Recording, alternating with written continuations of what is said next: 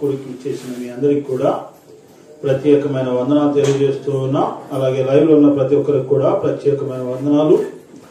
దేవుని యొక్క మహాకృపను బట్టి గడిచినటువంటి 11 దినాల ఉపవాస ప్రార్థన కూడా దేవుడు మనకు ముందు నడిపించాడు. 12వ రోజు దేవుడు మనందరినీ కూడా ఆయన స్తుతించడానికి, ఆరాధించడానికి దేవుడు ఆయన సన్నిధిని తీసుకొచ్చినందుకు ఎంతైనా మనందరం కూడా కృతజ్ఞులై ఉన్నాం. దేవునికి స్తోత్రాలు చేద్దాం. హల్లెలూయా, హల్లెలూయా.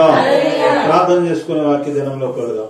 స్తోత్రం స్తోత్రం స్తోత్రం. యేసు రక్తమే జయం, శిలువ రక్తమే జయం. స్తోత్రం అన్న ఈ సమయంలో ప్రభువా, ఇప్పటి వరకు కూడా ఏ పాటలో మాకు తోడున్నారు అందరూ బట్టి నీకు స్తోత్రాలు అన్న ఈ సమయంలో వాక్య ధ్యానంలోకి వెళ్తుండగా సౌత్యం పేడ కావచ్చిన జ్ఞానం మీరు దయచేయండి. నన్ను నీ శిలువను మరుగుపరచండి ప్రభువా. నా నోట్లో నీ మాట ఉంచండి. నాతో మాతో మా అందరితో కూడా మాట్లాడి మమ్మల్ని బలపరిచి స్థిరపరిచిన నామానికి మాత్రమే మహిమ తెచ్చుకోమని నజరుడైన యేసుక్రీస్తు ఘనమైన నామములో మీకు అడిగి ప్రార్థించి వేడుకున్నాం తండ్రి. ఆమేన్. హల్లెలూయా, హల్లెలూయా. మంచిది ప్రియా దేవుని బిడ్డరా, ఈ రోజు మన అంశము నిన్ను ఎలా పడగొట్టాలో సాతానుకు తెలుసు. ప్రియా దేవుని బిడ్డరా, నిన్ను ఎలా పడగొట్టాలో సాతానుకు తెలుసు అనేటటువంటి అంశం ద్వారా దేవుడు ఈ రాత్రి మనతో మాట్లాడబోతున్నాడు. మొదటి రాజుల గ్రంథము 13వ అధ్యాయం. మొదటి రాజుల గ్రంథము 13వ అధ్యాయము 1వ వచనం నుంచి ధ్యానిద్దాం. అంతటా దైవజనుడైన ఒకడు యెహోవా చేత సెలవు నొంది యూదా దేశము నుండి బేతేలుకు వచ్చెను. ధూపం వేయుటకై యెరోబాము ఆ బలిపీఠం మీద నిలిచి ఉండగా ఆ దైవజనుడు యెహోవా ఆజ్ఞ చేత బలిపీఠమునకు ఈ మాట ప్రకటన చేశాను. బలిపీఠమా బలిపీఠమా, యెహోవా సెలవిచ్చినదేమనగా, దావీదు సంతతిలో యోషియా అని ఒక శిశువు పుట్టును. నీ మీద ధూపం వేసిన ఉన్నత స్థలం యొక్క యాజకులను అతడు నీ మీద అర్పించును. అతడు మనుష్య శల్యములను నీ మీద దహనం చేయను. ఈ బలిపీఠం బద్దలైపోయి దాని మీద ఉన్న బుగ్గి ఒలికి పోటయ్యే యెహోవా ఇచ్చు సూచన అని చెప్పి ఆ దినమున ప్రవక్త సూచన ఒకటి ఇచ్చాను. బేతేలు నందు ఉన్న బలిపీఠం గురించి ఆ దైవజనుడు ప్రకటించిన మాట రాజైన యెహోవా విని బలిపీఠం మీద నుండి తన చెయ్యి చాపి వానిని పట్టుకొనమని చెప్పగా అతడు చాపిన చెయ్యి ఎండిపోయాను. దానిని వెనుకకు తీసుకున్నకు అతనికి శక్తి లేక పోయేను. హల్లెలూయా. ప్రియా దేవుని బిడ్డలారా, దేవుడు ఆ దేశంలో ఉన్నటువంటి బేతేలులో ఉన్నటువంటి యూదా దేశం నుంచి బేతేలుకు ఒక దైవజనుని దేవుడు పంపించాడు, ఒక ప్రవక్తను. అక్కడ రాయబడినటువంటి మాటలు అతని పేరు రాయలేదు గాని దైవజనుడు అనేటువంటి పేరు అతనికి ఉంది. అతడు దైవజనుడు అనే మాట. ప్రియా దేవుని బిడ్డరా, దైవజనుడు అయినటువంటి ఒక వ్యక్తి అక్కడికి వచ్చాడు. ఎక్కడి నుంచి వచ్చాడు అంటే యూదా దేశంలో నుంచి బేతేలుకు వచ్చాడు. ఎందుకు వచ్చాడు అని అంటే, ప్రియా దేవుని బిడ్డరా, బేతేలులో ఒక రాజు ఉన్నాడు. ఆ రాజు ఏం చేస్తున్నాడంటే ఆ ప్రాంతంలో ఉన్న ప్రజలందరినీ కూడా భయంకరమైనటువంటి పాప మార్గంలోకి, అంటే ప్రియా దేవుని బిడ్డరా, ఆ విగ్రహారాధన చేయించేటటువంటి పరిస్థితికి అతను తీసుకుని వెళ్ళాడు. ఎందుకని అంటే యెరూషలేములోకి గనక ఈ ప్రజలు దానిలో బేతేలులో ఉన్నటువంటి ఆ ప్రజలందరూ కూడా ఆ రాజ్యంలో ఉన్నటువంటి యెరోబాముకు ఉన్నటువంటి ఆ రాజ్యములన్నింటిలో కూడా ప్రజలందరూ కూడా యెరూషలేములోకి వెళితే మళ్ళా దావీదు వైపుకు మరలుతారేమో అని చెప్పి అతను ఏం చేశాడు అంటే ఒక బొమ్మలను నిలబెట్టాడు. ఎక్కడ? దానిలో ఒకటి, బేతేలులో ఒకటి. ఇవే మిమ్మల్ని ఐగుప్తులో నుంచి నడిపించినటువంటి దేవతలు, దేవుళ్ళు వీళ్ళే అని చెప్పి వీటిని ఆరాధించండి, వీటిని పూజించండి, మీకు ఏది అడిగితే అది ఇచ్చేటటువంటి దేవుళ్ళు అని చెప్పి బొమ్మలు నిలబెట్టి, విగ్రహాలు నిలబెట్టి వాడికి పూజ చేయించడం ప్రారంభించాడు. ప్రియ దేవుని బిడ్డల రాజైన ఎవరట? యెరోబాము. రాజైన యెరోబాము నిలబెట్టడమే కాదు, తన సొంత ఒక మతాన్ని కూడా స్థాపించుకున్నాడు. ప్రియ దేవుని బిడ్డ, సొంత మతాన్ని కూడా స్థాపించుకున్నాడు. ఆ మతాన్ని స్థాపించుకొని దాన్ని వృద్ధి చేసుకుంటూ ఆ దేవుని యొక్క మందిరాల్లో, ఆ యొక్క కట్టినటువంటి ఆ దేవతల యొక్క మందిరాల్లో ప్రియ దేవుని బిడ్డరా ఏం చేస్తున్నాడంటే, ధూపం వేయాలంటే కంపల్సరీ ఎవరు కావాలి? మందిరంలో యాజకులు కావాలి. వాడు ఎవరై ఉండాలి? లేవి గోత్రికులు అయి ఉండాలి. కాబట్టి ఈ సొంత మతం ఏర్పాటు చేసుకుని దానికి ఏం చేశాడు అంటే యాజకులను పెట్టడం ప్రారంభించాడు. ప్రియ దేవుని బిడ్డరా, యాజకులు ఎవరంటే సొంత వాడు, తనకి ఇష్టం వచ్చిన వాడిని. ప్రియ దేవుని బిడ్డరా, 33వ వచనం కనుక మనం చూడగలిగితే ఆ మాటలు రాయబడి ఉంటాయి. ఈ సంగతి అయిన తర్వాత యెరోబాము తన దుర్మార్గం విడిచిపెట్టక సామాన్య జనంలో కొందరిని ఉన్నత స్థలంలోకి యాజకులుగా నియమించను. తనకిష్టులైన వారిని యాజకులుగా ప్రతిష్ఠించి వారిని ఉన్నత స్థలంలోకి యాజకులుగా నియమించారు. అంటే తనకిష్టమైన వారిని. అలాగే ప్రియ దేవుని బిడ్డరా, అక్కడ ఉన్నటువంటి ప్రజల్లో మీ ఇష్టం ఎవరు వచ్చినా పర్లేదు, ఏం చేస్తాడంట? ఏం చేస్తాడంట? పాస్టర్ గా మీరు ఇచ్చేస్తా, ఒక సంఘం మీకు ఇచ్చేస్తా, యాజకత్వం సేవ చేసుకోండి, మీ ఇష్టం ఎవరు వచ్చినా పర్లేదు రండి అని చెప్పి ఆ ప్రజల్లో ఉన్న కొంతమందిని తనకిష్టమైన వారిని కూడా ఉన్నతమైనటువంటి ఆ స్థలాల్లో యాజకులుగా ఆయనే ప్రతిష్ఠించాలి. దేవుడు ప్రతిష్ఠించాలి, కానీ దేవుడితో పర్లేదు, ఎందుకంటే ఈయన సొంత మతం కదా. తన ఇష్టానుసారంగా ప్రారంభించడం, పనిచేయడం ప్రారంభించాడు పేరు. ఆ విషయం దేవుడికి అర్థమైపోయి ఇతను పూర్తిగా చెడిపోయాడు, దుర్మార్గంగా నడుస్తున్నాడు అని చెప్పి యెరొబోమును శిక్షించడం కొరకు ఏ బలిపీఠం మీద ఎవరు ధూపం వేయాలంటే దేవుని బిడ్డగా దేవుని ఏర్పాటు చేసుకున్నటువంటి సేవకులు మాత్రమే, యాజకులు మాత్రమే వేయాలి. కానీ ఇక్కడ దేవుని బిడ్డ యాజకులు కూడా తనకిష్టమైన వారిని ఆ ప్రజల్లో ఎవరైతే ఇష్టపడుతున్నారో వాళ్ళు ఎవరు వచ్చినా పర్లేదు, యాజకుడిగా పెట్టేస్తాను, సేవకుడిగా పెట్టేస్తానని పెట్టేస్తున్నారు. ఎవరు ఇష్టం వచ్చిన వాళ్ళు సేవ చేయడానికి వీలు లేదు. దేవునికి ఇష్టమైతే సేవ చేయిస్తాడు, లేకపోతే తోలు తీసి అండేస్తాడు. ఇక్కడ తన ఇష్టం వచ్చిన వారిని పెట్టుకున్నాడు, తనకి ఇష్టమైన వారిని ఉన్నత స్థలాల్లో యాజకులుగా ప్రతిష్ఠించి వారిని సేవకులుగా పెట్టేది. ఉన్నతమైన స్థలాలు వారి ఇష్టం వచ్చినట్టుగా, తన ఇష్టం వచ్చినట్టుగా, తన మతం కాబట్టి నా ఇష్టం నేను ఏం చేసినా సరిపోతుంది అనుకున్నాడు యెరొబోము.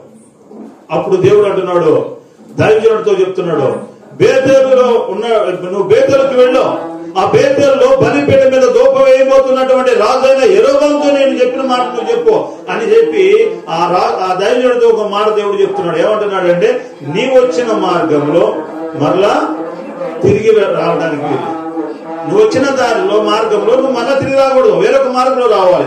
ఎక్కడ కూడా అన్నము గాని మంచోడు గాని తాగడానికి వీలు లేదు అని చెప్పి ఆ దైవజనుడికి ఆజ్ఞ చేసి దైవజనుడిని పంపించాడు. దేవుని బిడ్డల దేవుడు.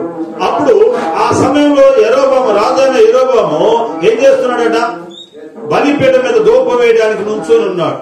వెంటనే దైవజనుడు వచ్చి అంటున్నాడు, ఆ 11వ వచనం నుంచి కనుక అదే అంటున్నాడు.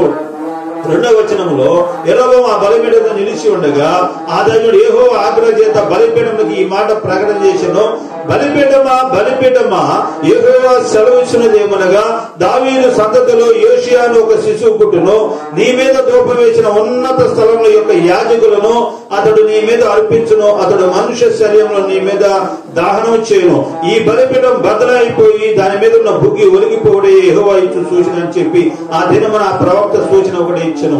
అంటే ఆ రాజైన యెరొబోము ధూపం వేయడానికి వచ్చాడు. అప్పుడు ప్రవక్త అయినటువంటి లేదా దావీదుడు అయినటువంటి వ్యక్తి వచ్చి అంటున్నాడు, ఇదిగో ఏంటంటే జాగ్రత్తగా బలిపీఠమా జాగ్రత్తగా ఎవరైతే నీ మీద ధూపం వేశారో, యాజకత్వం చేస్తున్నారో ఉన్నత స్థలాల మీద వారి శల్యములను వారిని ఎక్కడ దహించేస్తారంట? నీ బలిపీఠం మీదే దహించి వేస్తారు. ఎప్పుడట? రాజైన యోషియా కాలంలో. అక్కడ అంటాడు, దావీదు సంతతిలో యోషియా అని ఒక శిశువు పుట్టును, నీ మీద ధూపం వేసిన ఉన్నత స్థలం యొక్క యాజకుడు అతడు నీ మీద అర్పించను. ఎప్పుడు? రాబోయే కాలంలో యోషియా అనేటటువంటి ఒక దావీదు సంతతిలో నుంచి ఒక శిశువు పుడతాడు. దేవుడి ప్రణాళిక చూడండి ప్రియ దేవుని బిడ్డరా, దేవుని గొప్పతనం చూడండి. ఎందుకంటే రాబోయే రోజుల్లో జరగబోయే దాన్ని ముందుగానే దేవుడు తెలియపరుస్తున్నట్టుగా మనకు కనపడుతుంది. రాబోయే రోజుల్లో దావీదు సంతతిలో నుంచి యోషియా అనే ఒక శిశువు పుడతాడు. అతడు ఈ యాజకులు గాని ఈ ఉన్నత స్థలాల మీద ధూపం వేసిన వారందరి శరీరాన్ని ఈ బలిపీఠం మీదే దహించి వేస్తాడు అని చెప్పి మీకు ఒక సూచన చెప్పాలి కదా, ఇది జరుగుతున్నా లేదా తెలియాలి అంటే ఇప్పుడు ఈ బలిపీఠం మీద వేసినటువంటి అదేమంటారు దాన్ని బుగ్గి బద్దలైపోయింది బలిపీఠము. అది అక్కడ వేసినటువంటి ఆ బుగ్గి ఒలిగిపోద్ది, ఎగిరిపోతుంది, అటు ఇటు చల్లా చెదరైపోద్ది, బలిపీఠం రెండుగా బద్దలుగా పగిలిపోద్ది అని చెప్పి సూచన ఇదే అని చెప్పి అనగానే ఆ మాట దైవజనుడి నోటి నుంచి వచ్చి రాకముందే రాజైన యెరొబోము అంటున్నాడు, చేయి సభ్యుని ఆయన కొట్టుకొని రా అన్నాడు. ఎవరిని?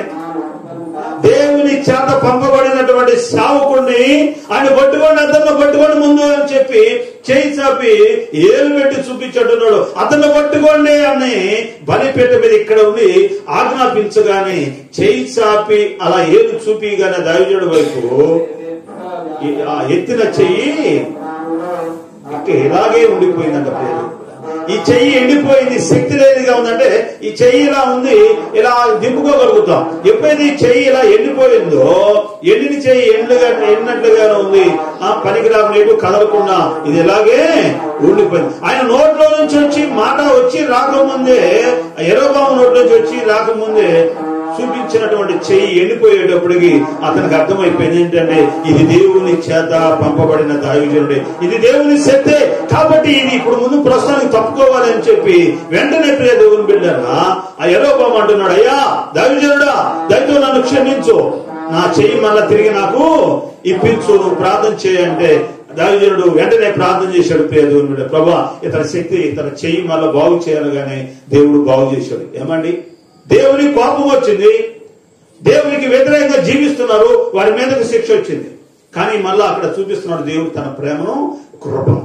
నువ్వు పశ్చాత్తాపడితే నేను క్షమిస్తాను అన్న రీతిలో దేవుడు తన యొక్క కృపను, తన దయను, ఆ ప్రేమను చూపిస్తూ ఉన్నాడు.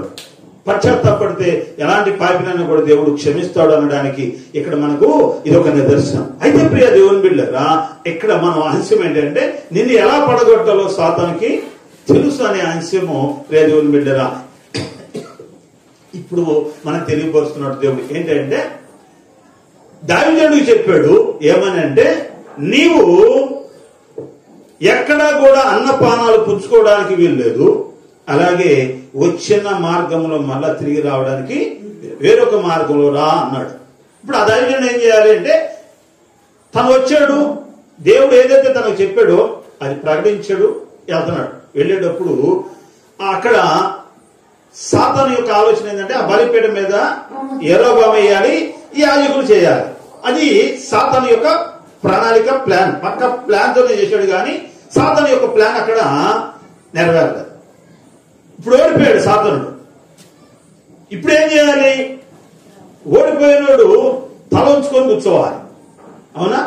కానీ ఇది తల ఉంచట్లేదు. ఎందుకంటే సాతానుడు ఏదో ఒక రకంగా ఒక మనిషిని పడేయాలి అంటే ఏదో ప్లాన్ వేయాలి. ఇప్పుడు ప్లాన్ వేస్తున్నాడు. ఏమనుకుంటున్నాడంటే, నేను ఓడిపోయాను, ఓడిపోయినా పర్లా మళ్ళా గెలుస్తాము అనే ఒక నమ్మకంతో ఇప్పుడు యెరొబాములోకి వెళ్ళాడు. యెరొబాములోకి వెళ్ళి యెరొబాము ద్వారా మాట్లాడుతున్నాడు, అయ్యా దైవజనుడా, నా చెయ్యి నువ్వు బాగు చేశావు కాబట్టి అక్కడ అంటాడు ప్రియ దేవుని బిడ్డరా, 6వ వచనము, అప్పుడు రాజు నా చెయ్యి మునుపటి వలె బాగున్న నీ దేవుడని యెహోవా సముఖందు నా కొరకు వేడుకోమని ఆ దైవజనుడు బతిమాలునుగా, దైవజనుడు యెహోవాను బతిమాలుకును గనుక రాజు చెయ్యి మళ్ళా బాగై మునుపటి వలె ఆయన. అప్పుడు రాజు, నీవు నా ఇంటికి వచ్చి అలసట తీర్చుకును, నీకు బహుమతి ఇచ్చిందని ఆ దైవజనుతో చెప్పాను. రైతుల హల్లెలూయా. ఏమండి ప్రియ దేవుని బిడ్డరా, అప్పుడు వేసిన ప్లాన్ ఏమో సక్సెస్ కాలా, అటర్ ఫ్లాప్ అయిపోయింది. సాతానుడి ఓడిపోయాను అనుకున్నాడు. కానీ ఓడిపోయినా గాని వాడు మళ్ళా ప్రయత్నం చేస్తాడు. అదే మనమైతే ఏం చేస్తామంటే, ఓడిపోయాను అనుకో, ఒక్కసారిగా కొప్పు కూలిపోయి కుంగిపోయి ఇక నా బ్రతుకు వేస్తూ, నా జీవితం వేస్తూ, ఏ పని చేసినా ఆ పనిలో నాకు విజయం రావడం లేదు కాబట్టి ఇక ఈ పని నాకు వద్దు అంటాం. కానీ సాతానుడు అలా కాదండి. వాడు ఏంటంటే, నిన్ను నన్ను ఎవరైనా పడేయాలని ప్రయత్నం చేస్తాడు. ఒకవేళ అప్పుడు పడకపోతే ఏదో ఒక రాజుని పడేద్దామని చెప్పి వాడు పదే పదే ఏదో ఒక ప్లాన్ వేస్తాడు. కానీ వాడు వేసిన ప్లాన్ అక్కడ సక్సెస్ కాపోయేటప్పటికి మరొక ప్లాన్ వేసాడు. ఏమనంటే, రాజు అయినటువంటి యెరొబాములోకి వెళ్ళి అంటున్నాడు, దైవజనుడా నా మాట ఆలకించి నా ఇంటికి వచ్చి కొంచెంసేపు అలసట తీర్చుకో, నీకు బహుమతి కూడా ఇస్తాను. ఏమంటే ఏమిస్తాడట? కొంచెం నోరు తిరుగుదాం, బహుమతి ఇస్తాను. గొప్ప ఆ మాట అంటే ఎవరు వద్దంటారు చెప్పండి? ఏమా ఎవరు వద్దంటారు? బహుమతి ఇస్తానంటున్నాడు. మళ్ళా భోజనం, రాజుగారు భోజనం సామాన్యంగా ఉండిద్దా? ఏదో మనం వేసుకునే కాకరకాయ లేకపోతే వంకాయ కూర కాదు కదా. రాజుగారు వేసేది గొర్రెలు, మేకలు, ఎద్దులు, ఇక రకరకాల బలిసినటువంటి మంచి ఆహారం ఉంటుంది రాజుగారి దగ్గర. ఒకటి కాదు, 2 రకాల కూరలు కాదు, 100 రకాల కూరలు వండుకుంటారంటాడు. సొలొమోను రాజు కాలంలో షెబా దేశపు రాణి వచ్చి చెప్పిన మాట అందరూ ఇల్లు చెప్పారు. ఆ రాజు ఎలా ఉంటుంది, ఆ రాజు వంటలు ఎలా ఉంటాయి, ఆ రాజు గారి దగ్గర వంటకాల్లో వంట ఉండే వాళ్ళు ఎంతమంది ఉంటారో ఆ వంటలు ఎన్నో రకాల వంటలు ఉంటారని ఆమె గారు వచ్చి చూసిందంట. చెప్పిన మాట కాదు, నేను చూశాను. సొలొమోను ఆ రోజు ఒక రోజు వంట ఎన్ని గొర్రెలు ఎన్ని మేకలు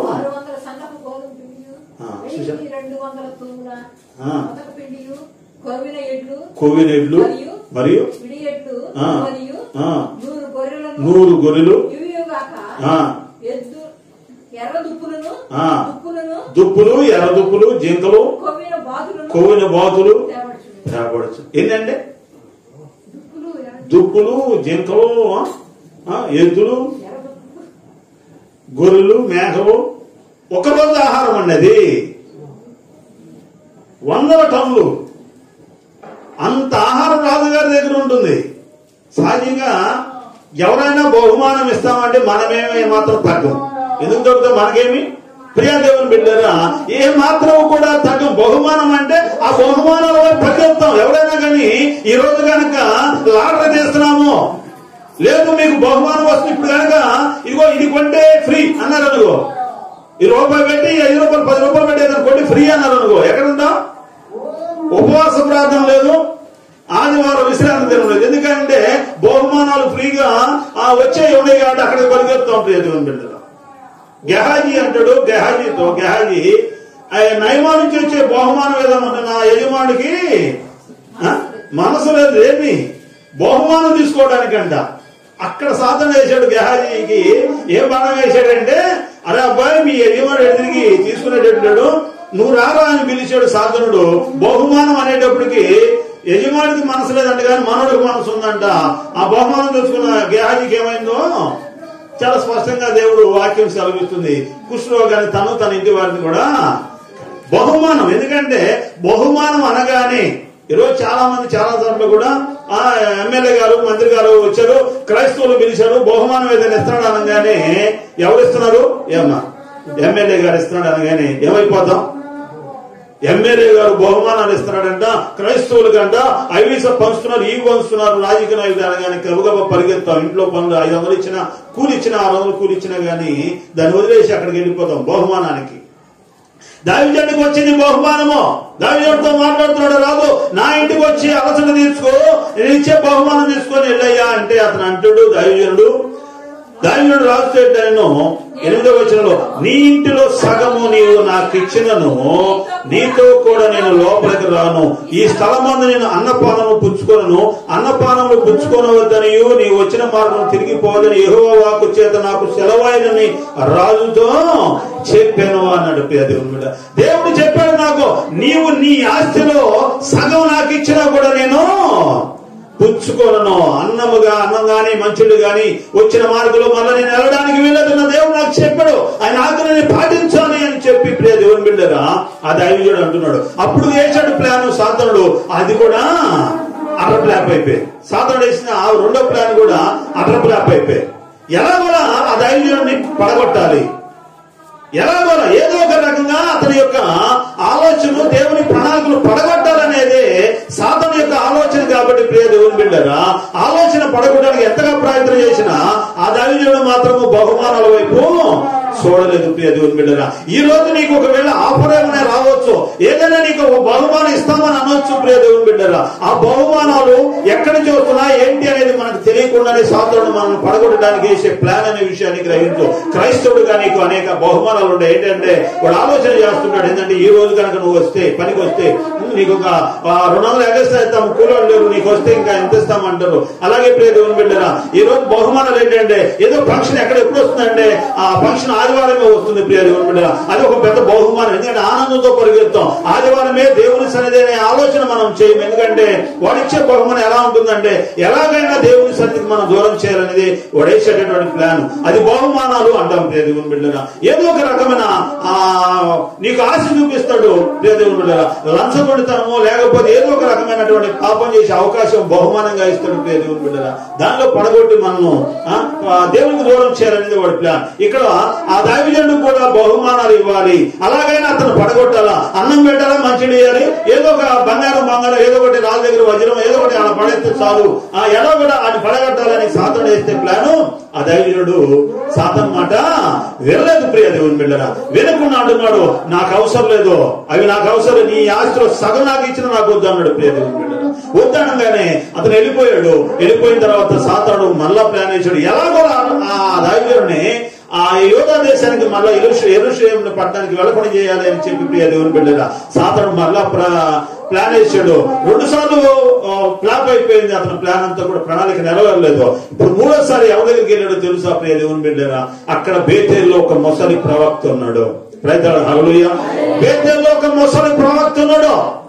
ఆ ప్రవక్త కుమారులు వచ్చి, అయ్యా తండ్రి, ఇదిగో ఆ యొక్క యోధా దేశంలో నుంచి ఒక దైవజనుడు వచ్చాడు, బలిపీఠం మీద ఉన్న యెరొబాము నుంచుండే, బలిపీఠమా ఇది పగిలిపోతే బలిపీఠం 2గా బద్దలైపోయి బుగ్గి ఒలిగిపోతుంది. ఇదిగో యోషియా కాలములో ఇలా యాజకుల యొక్క శరీరములను కాల్చివేస్తారు అని చెప్పాడు తండ్రి అన్నాడు. అప్పుడు అంటున్నాడు ఆ ముసలి ప్రవక్త అంటున్నాడు, అయ్యా ఆ దైవజనుడు ఎటు వచ్చాడు, ఎటు వెళ్ళాడు అంటే వెళ్ళిపోయాడు, ఇలా దారిలో వెళ్ళాడు, మేము చూసామన్నారు. సరే వెళ్దాం పదండి అని చెప్పి గాడిదకి గంతలు కట్టి ఎక్కారట ప్రియ దేవుని బిడ్డరా. ఈ మార్గం మధ్యలో మస్తకి వృక్షం ఉంది. కథ అలసట తీసుకుందామని ఆ దైవజనుడు ఏం చేశాడంటే ఆ యొక్క వృక్షం కింద పడుకున్నాడు. అక్కడ కూర్చొని కదా అలసట తీసుకుంటున్నాడు. అప్పుడు ఆ ముసలి ప్రవక్త అక్కడికి వెళ్ళాడు. అక్కడికి వెళ్ళాడున్నాడు, అయ్యా యోధా దేశంలో నుంచి వచ్చిన ప్రవక్త నువ్వేనా దైవజనుడు? నేనేనయ్యా అన్న. మంచిదయ్యా, యెహోవా నాకు ఆజ్ఞాపించాడు, యెహోవా చెప్పాడు, ఇదిగో నా దైవజనుడిని నేను పంపించాను, నా దైవజనుడు బలిపీఠానికి ఒక ఆజ్ఞ ఇచ్చాను, ఆజ్ఞ ప్రకారము నెరవేర్చడానికి వచ్చాడు, నువ్వు వెళ్ళు. రాజు ఇచ్చాడు, రాజు యొక్క బహుమానం కూడా వద్దన్నాడు, నేను చెప్పానని చెప్పు, మీ ఇంట్లోకి వెళ్ళి భోజనం ఏర్పాటు చేయి, మీ ఇంట్లో భోజనం చేసి వస్తాడు అని చెప్పి నాకు చెప్పాడు అని చెప్పి ప్రియ దేవుని బిడ్డగా దేవుడు నాకు చెప్పాడు. నా ముసలి ప్రవక్త దైవజనుడితో మస్తకి వృక్షం కింద అలసట తీసుకుని ఉండగా ఆ దైవజనుడు చెప్పగానే అంటున్నాడు, సరే ఎల్లంపాయా అన్నాడు. ఏమని మనిషి ఓరకనే ప్రధానికి లొంగిపోతాడు అన్న దానిలో ఇది ఒక ఉదాహరణ. ఏంటంటే దేవుడు ఏం చెప్పాడు, నువ్వు వచ్చిన మార్గంలో వెళ్ళడానికి లేదు, మరొక మార్గంలో రావాలి, ఎక్కడా కూడా నువ్వు అన్నపానం పుచ్చుకోవద్దు అన్నాడు. ఎవరితో చెప్పాడు? ఆ దైవజనుడితో చెప్పాడు. అలాగే సూచన కూడా నెరవేర్చాడు. ఇప్పుడు ఈ ముసలి ప్రవక్త వచ్చి అంటున్నాడు, ఇదిగో దేవుడు నాకు చెప్పాడు, ఆ దైవజనుడు తీసుకొచ్చి నువ్వు అన్నం పెట్టు, మంచిది అని చెప్పి నాకు చెప్పాడు, అందుకే నేను వచ్చాను అనగానే ఆ దైవజనుడు అంటున్నాడు, ఎల్లం పదయ్యా అంటున్నాడు. అంటే ఊరకనే మనిషి పడిపోయి బుద్ధి కలిగినడు వ్యక్తి మనిషి ప్రియ దేవుని బిడ్డరా. అంటే ఆ ప్రవక్తగా చెప్పాడుగా దేవుడు, ఆ దైవజనుడికే చెప్పింది, మళ్ళా ఆ దైవజనుడికి దేవుడు చెప్పడా? ఎందుకు నువ్వు వెళ్ళు, ప్రవక్తని పంపిస్తున్నాను, అతని ఇంటికి వెళ్ళి నువ్వు భోజనం చేయాలి, ఆ దేవుడు చెప్పడా? చెప్తాడు. ఆ దైవజనుడికి పంపించిన దేవుడు మళ్ళా చెప్తాడు, కానీ చెప్పలేదు. కానీ ప్రవక్త ముసలి ప్రవక్తలో సాతానుడు అంటున్నాడు, అతను ఎలా పడగొట్టాలి అంటే ఆ ప్రవక్త కూడా దేవుడు నాకు చెప్పాడని చెప్తే ఏమంటే ఆ ప్రవక్త బేతేల్లో ఉన్నాడు, ప్రవక్తే, కానీ దేవుడు ఎన్నుకున్న దేవుని ప్రణాళిక, దేవుని ఆజ్ఞను గైకొని ఉన్నటువంటి ప్రవక్త. అంతకుముందు ప్రవక్తే, కానీ ఆ తర్వాత అతను ఏమయ్యాడు అంటే ఓడినే పడిపోయాడు ప్రియ దేవుని బిడ్డరా. ఎక్కడ బహుమానాలు, ఎవరు బహుమానాలు ఇస్తారా, ఎవరు సహజంగా ఉన్నటువంటి యాజకత లేదా సేవలో ఉన్నటువంటి అలవాటు ఏంటంటే ఎవరైనా కానీ కానుకలు ఎక్కువగా ఇస్తారో వారి దగ్గర ప్రార్థన చేయడం, వారి గృహాలు దర్శించడము, వారిని ఎక్కువగా ప్రేమించడం, ఇవన్నీ సాతానుడు వేసే ప్లాన్. ఎందుకంటే సంఘంలో అనేక మంది ఉంటారు, అందరూ కూడా ధనవంతులు ఉండరు, అందరూ దరిద్రులు ఉండరు, ధనవంతులు ఉంటారు, దరిద్రులు ఉంటారు, పేదవారు ఉంటారు, అందరూ ఉంటారు. కాబట్టి అందరినీ కూడా మనం సమానంగా ప్రేమిస్తే చాలా మంచిది. కానీ ఈరోజు అలాంటి చాలా తక్కువగా ఉంటున్నారు. ఎందుకంటే ఎవరు ఎక్కువ కానుకలు ఇస్తారో, బహుమానాలు ఇస్తారో వారినే ప్రేమించేటటువంటి, వారింటికి వెళ్తాం, వారిని కాడే కజేపడడం, వారితో ఎక్కువగా కాలం గడపడం, ఇలాంటివి కూడా సేవలో జరుగుతూ ఉన్నాయి. కారణం ఏంటంటే సాతానుడు అలాంటి దైవజనుని అలా మరల్చి దేవుని సంఘానికి దూరంగా, అంటే దేవుని సేవకు చాలా దూరంగా జీవిస్తున్నారనే విషయాన్ని మనం గ్రహించాలి. ఆ దైవజనుడు ముసలి ప్రవక్త. మరి ప్రవక్త అయినప్పుడు బేతేలు ఎందుకు ఉండాలి? బేతేలు ఎలాంటిది అంటే పాపంతో నింపబడిన పట్టణం. అది చాలా భయంకరమైన పట్టణం ప్రియ దేవుని బిడ్డల. బేతేలు అనేది అక్కడ భయంకరమైనటువంటి విగ్రహారాధన జరుగుతున్నటువంటి స్థలం. ఆ స్థలంలో దైవజనుడు ప్రవక్త, ముసలి ప్రవక్తకి ఏం పని? ఏమా సారా కొట్లు కాడ, లేకపోతే మరొక సాట పాపంతో నింపబడిన కాడ, ఆ యొక్క విగ్రహారాధన కాడ నీకేమో అవసరము? అక్కడ కనుక నువ్వే ఉండమైతే, దేవుడు నిన్ను నిలబెడతామైతే ఆ రాజ్యంలో లేదా ఆ దేశంలో బేతేల్లో ఎందుకు ప్రజలు మారలేదు? ఎందుకు అక్కడ ప్రవక్తుండగా మరొక దైవజనుడు ఎందుకు తీసుకొస్తాడు? ఏమో చెప్ప, మరొక దైవజనుడు ఎందుకు తీసుకొస్తాడు? నిజంగా నువ్వు సేవ చేస్తే, నిజంగా దేవుడికి ఇష్టంగా నువ్వు ఉంటే, దేవుడికి నిజంగా నిన్నే ప్రారంభించి ఉంటే ఇంకొక దైవజనుడు వచ్చి సంఘం పెట్టాల్సిన అవసరం ఏముంది? ఎవరో వస్తారు, నా సంఘంలో తీసుకొస్తారు, తీసుకొని వెళ్తారని నువ్వు అనుకోవడం ఎందుకు? నిజంగా నువ్వు కనుక దేవుని సన్నిధిలో నమ్మకంగా ఉండే, దేవుని సన్నిధిలో నువ్వు ప్రార్థన చేసే వ్యక్తివి అయితే, దేవుడి మీద నువ్వు ఆధారపడేవి అయితే, ఎందుకు నీ సంఘంలో నిజంగా ఆహారం నువ్వు పెట్టగలిగితే, నిజమైన ఆహారం వారికి పెట్టి కడుపు నిండా ఆహారం పెడితే ఎందుకు వెళ్తారు నీ ఇంట్లో వాళ్ళు? ఇంట్లో వాళ్ళు పక్కింట్లోకి వెళ్ళి కూరలు అయితే అన్నం పెట్టుకున్నారని నీ ఇంట్లో అన్నం లేదు కదా. మరి పక్కింట్లో నీ సంఘంలో మరొకసారి కదనంటే అర్థం ఏంటంటే నీ దగ్గర ఆహారం లేదు.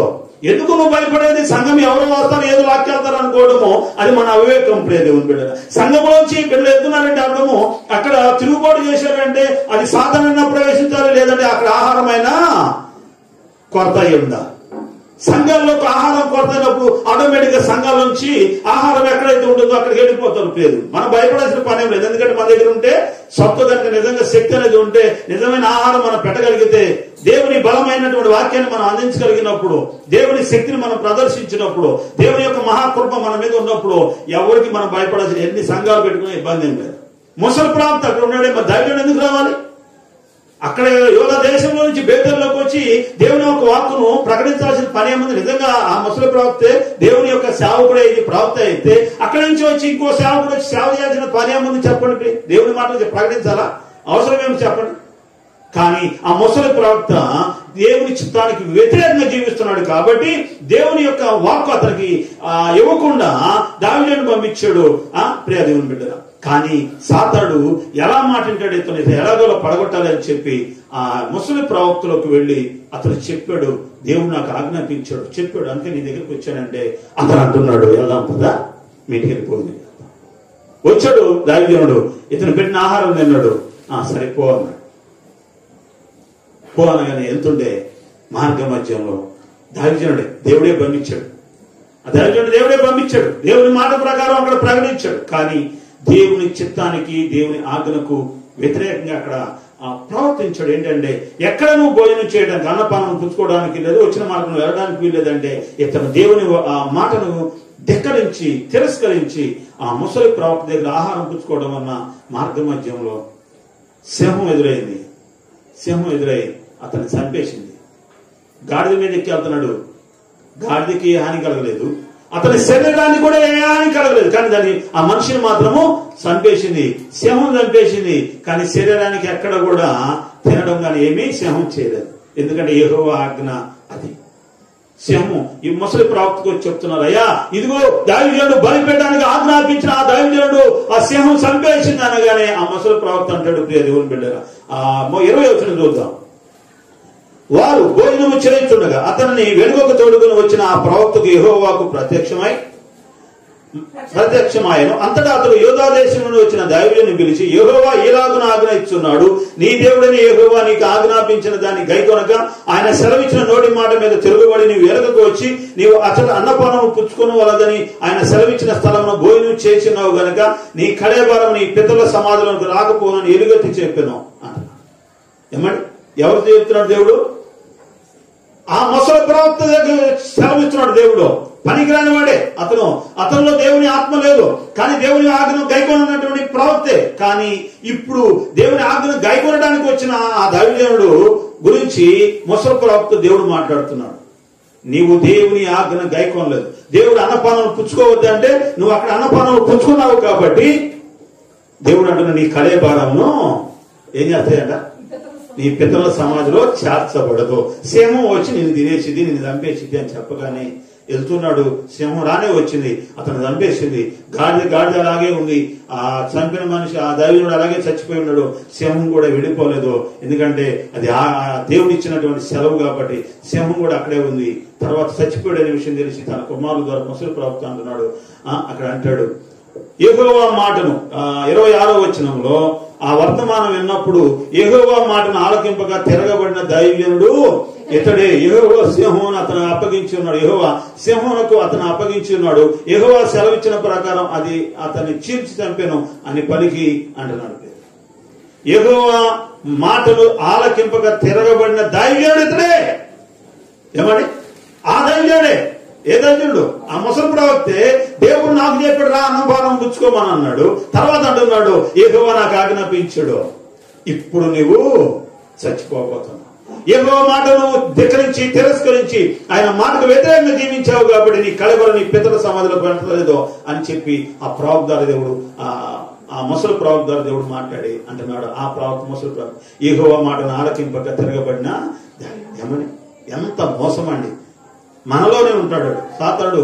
అలా ప్రజల్లో నుండి మన మన బిడ్డలతోనే మన స్నేహితులతో ఉండి ఏం చేస్తాడు ఇలాగే చెడు ప్రచారం చేపిస్తాడు. ప్రియదు కారణము నిన్ను పడగొట్టడానికి సాతానుడు అనేక రకాలైన ఆలోచన తలంపులు కలిగి ఉంటాడు. ఆ తలంపులో ఒకవేళ నీవు ఉన్నావేమో సాతానుడు నిన్ను పడగొట్టడానికి ఏదో ఒక రకమైన ప్లాన్ వేస్తున్నాడేమో.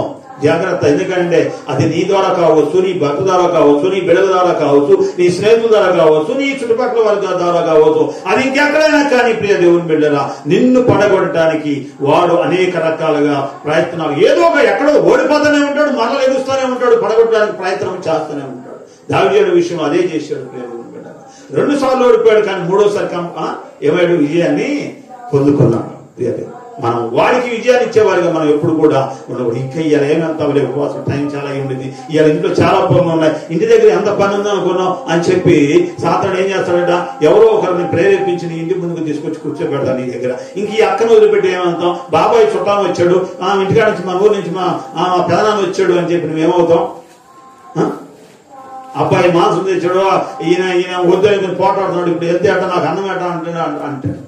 ఎందుకని సాతానుడు నిన్ను పడగొట్టడానికి వాడికి తెలుసు, నీ వీక్నెస్ మొత్తం తెలుసు. ఎందుకంటే ఆదాము అవ్వలో అక్కడ ఉన్నప్పుడు తోటలో ఉన్నప్పుడు అవ్వతో మాట్లాడుతున్నాడే ఆ పండు ఒకటే తినొచ్చుగా, ఏమైంది, వద్దు మా దేవుడు వద్దన్నాడు. ఏం దేవుడు వద్దనేది ఏం కాదు, తినేసి నేను చెప్తున్నా కదా, దీన్ని చూడు అసలు ఏం జరిగింది చూడు, దీన్ని చూడాలగానే బాగా నీకు కళ్ళుకి ఇంపుగా చూడటానికి రమ్యంగా ఉంటుంది చూడు అనగానే వాడు ఎప్పుడైతే చెప్పాడు ఈమె అమ్మగారు అడగడం నిజంగా అట్టగే అప్పుడు దాకా కనపడలేదు అమ్మగారికి.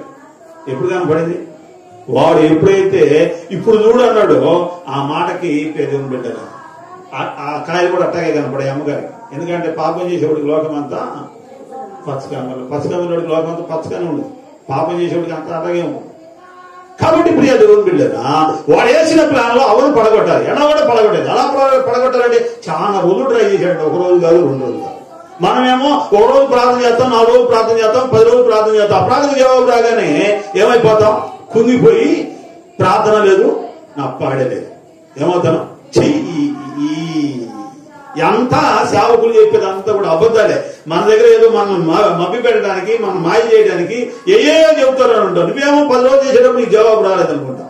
సాతానుడికి ఎన్ని రోజులు ప్రయత్నం చేసాడు అవరు పడగొట్టడానికి, అక్క ఎన్ని రోజులు ప్రయత్నం చేశాడు, ఎన్ని రోజులు చూసి ఏమంటే చెప్పగా ఒక్క మాట అయినా నీ భర్త అంటాడు నీకు తెలియదా అన్నా ఉండవు, చెయ్యి నా భర్త అంటాడు కాదంటావు అంటానే మళ్ళీ ఆమె చెప్పింది. ఎందుకు చెప్పింది, ఏదో మొత్తానికి ఏదో తెలిస్తేనే కదా అని 1 రోజు 2 రోజులు 4 రోజులు 10 రోజులు 20 రోజులు చూస్తావు. అది రోజు జ్ఞాపకం చేసుకుని చివరికి ఇక ఆయన మీద దిగుతాయి. నువ్వు అట్టండగా నువ్వు ఎట్టండగా నువ్వు ఎందుకు ఆలస్యంగా వచ్చావు, రోజు 8ంటికి వచ్చాడు 9ంటికి ఎందుకు వచ్చి 1 గంట ఏడున్నావు అంటావు. ఇక అక్కడ అర్థమైపోయింది ఆటోమేటిక్గా, యుద్ధం మొదలైంది అక్కడ ఇంట్లో. ఎందుకు సాతానుడికి తెలుసు నిన్ను ఎలా పడగొట్టాలో, నీ ఇంటిని ఎలా కూల్చివేయాలో సాతానుడికి తెలుసు, నీ కాపురాన్ని ఎలా కూల్చివేయాలో వాడికి తెలుసు, నీ కుటుంబాన్ని ఎలా పడగొట్టాలో తెలుసు, నిన్ను ఎలా పడగొట్టాలో వాడికి తెలుసు. అవ్వ ద్వారా ఆ యొక్క మానవ జాతి మొత్తాన్ని పాపంలో తీసుకొచ్చాడండి. ఎన్నో రోజులు ప్రయత్నం చేసి వాడు అక్కడ విజయాన్ని పొందుకున్నాడు. కానీ వాడి విజయాన్ని దేవుడు ఏం చేశాడంట, దేవుని పాదాల కింద యేసు ప్రభుని ఈ లోకానికి పంపించి శరీరధారిగా పంపించి ఆయన శిలువలో మరణాన్ని కలగజేసి మనందరి పాపాలు, మన మీద ఉన్న శాపాన్ని అన్నిటిని కూడా కొట్టివేసి దేవుని బిడ్డరా మనందరికీ విజయాన్ని దేవుడు మనలా అనుగ్రహించాడు. అందుకే నిన్ను పడగొట్టడానికి వాడికి అనేక ప్లాన్లు ఉన్నాయి, ప్రయత్నాలు అనేక చేస్తున్నాడు. ఏదో ఒక రోజు పడగొట్టాలని వాడు అనుకుంటున్నాడు. కానీ దేవుడు మనకు క్రైస్తవుడుగా నువ్వు అనుకోవచ్చు, అయ్యో విశ్వాసిగా నేను అనేక సార్లు పడిపోతున్నాను, మళ్ళీ ఎగుస్తున్నాను, పడిపోతున్నాను, ఏది నా బ్రతుకంతా కూడా పడిపోవటమేనా అంటే నిలబెట్టే రోజు ఒక రోజు ఉంది, నేను నిలబెడతాడు, ఘనపరుస్తాడు ప్రియ దేవుని బిడ్డరా. అలాంటి మహాకృపను దేవుడు మనందరికీ కూడా అనుగ్రహించును గాక. దేవుడి కొద్ది మాటలు దీవించును గాక. ఆమేన్.